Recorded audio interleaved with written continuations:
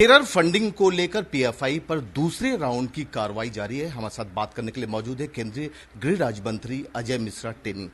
अजय जी, दूसरे राउंड की कार्रवाई है पीएफआई पर, इसको कैसे देखते हैं? देखिए, पहले भी पीएफआई संदिग्धता की उसमें था और कई बार इस तरह की घटनाएं हुई जिसमें उनकी संलिप्तता भी सामने आई थी।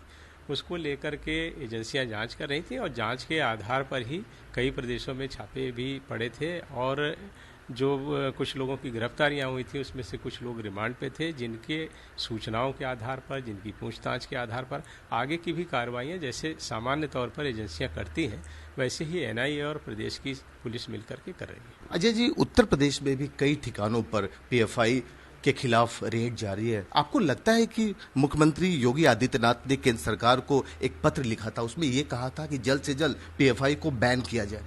देखिए, ये चीज़ें जो हैं, जो भी आ रही हैं सूचनाएं, वो पूछताछ के आधार पर और जांच के आधार पर आ रही हैं और उन्हीं के लिए कार्रवाई हो रही है। उत्तर प्रदेश ही नहीं, कई प्रदेशों में इस तरह की कार्रवाई चल रही है और जो दोषी लोग होंगे उनके विरुद्ध विधि सम्मत कार्रवाई हम करेंगे। अजय जी, आपको लगता है कि उत्तर प्रदेश में देवबंद और मुजफ्फरनगर, सहारनपुर का जो इलाका है वो पीएफआई का गढ़ माना जाता है, आपको लगता है कि वहां पर संवेदनशील मामला है, उत्तर प्रदेश से ही शुरू हुआ, तमाम राज्यों में इसकी पैठ बनी?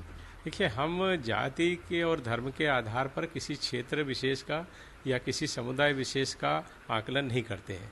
हम विधि के अनुसार, कानून के अनुसार कौन गैर कानूनी है, कौन विधि के अनुरूप काम कर रहा है, कौन विधि के विरुद्ध काम कर रहा है, किसकी संलिप्तता हमारे देश में अशांति फैलाने में है, अस्थिरता फैलाने में है, हम उस आधार पर कार्रवाई करते हैं और जहां पर जरूरी है वहां कार्रवाई हम कर रहे हैं। केंद्र सरकार कब तक इस पर बैन करने की योजना बना रही है? पहले सीमित थी, उसके बाद पीएफआई हुआ, फिर कोई दूसरे नाम से ये ऑर्गेनाइजेशन आएगा? देखिए, जो इस तरह की काम करने वाले लोग होते हैं वो लगातार उनकी सक्रियता इन्हीं विषयों में रहती है। हमारा काम है उनके विरुद्ध कार्रवाई करना और अपने देश को सुरक्षित रखना।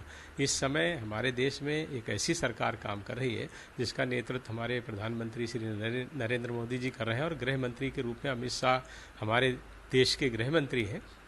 मैं आपको इतना ही विश्वास दिला सकता हूं कि इन दोनों के नेतृत्व में हमारे देश में पूर्णतया शांति स्थापित रहेगी और जो भी गलत काम करने वाले हैं, गैर कानूनी लोग हैं, उनके विरुद्ध विधि सम्मत कार्रवाई करके हम कठोर दंड उनको देंगे। आपसे बात करने के लिए शुक्रिया।